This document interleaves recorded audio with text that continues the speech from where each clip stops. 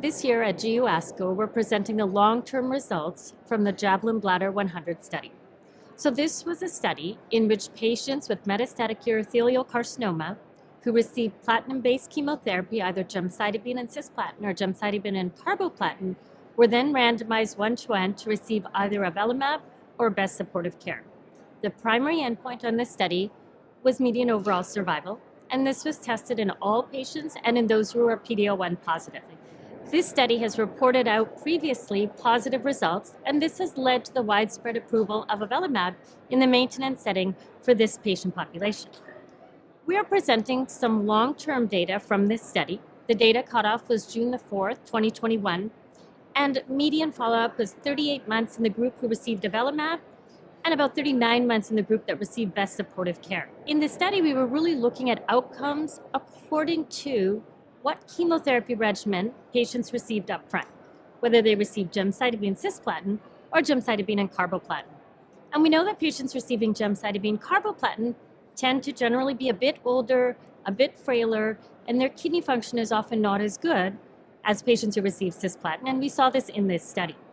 What's important to note is the fact that regardless of whether patients receive gemcitabine cisplatin or gemcitabine carboplatin, the long-term follow-up data shows that they both derive benefit from maintenance of Avelumab. So that was an important finding of this study. We also did another analysis where we took all of the patients who were candidates for this study, which means they had all had some semblance of a response on frontline chemotherapy and went on to receive either Avelumab or best supportive care, and we looked at survival from the time they started chemotherapy. So remember, this is a subset of patients, only those who'd had a response to frontline chemotherapy, and we found that overall survivals are now starting to approach 30 months. So it just gives us a sense that we are really doing a lot better in this disease than we were before, many new treatments, and I think our patients are really benefiting from all the trials and the new developments. So I think looking ahead, what it tells us is a couple things. So first off, Avelumab maintenance is an important strategy that we use in our patients, and we should really try to offer this to any patients that do have a response to frontline platinum-based chemotherapy. That's important. Secondly, we do see that patients receiving gemcitabine cisplatin perhaps do a little bit better than those who receive gemcitabine and carboplatin.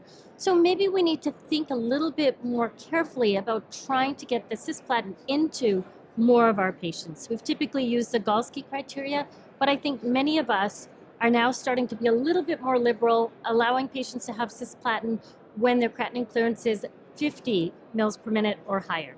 So we're being a little bit more liberal, perhaps because cisplatin is a little bit more effective than carboplatin.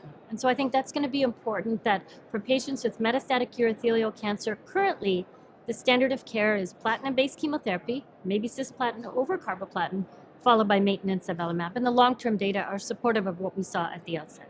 I think the message here is that we are continuing to see improvements in outcomes in our patients with advanced bladder cancer, and I think we need to continue doing trials, continue collaborations going forwards.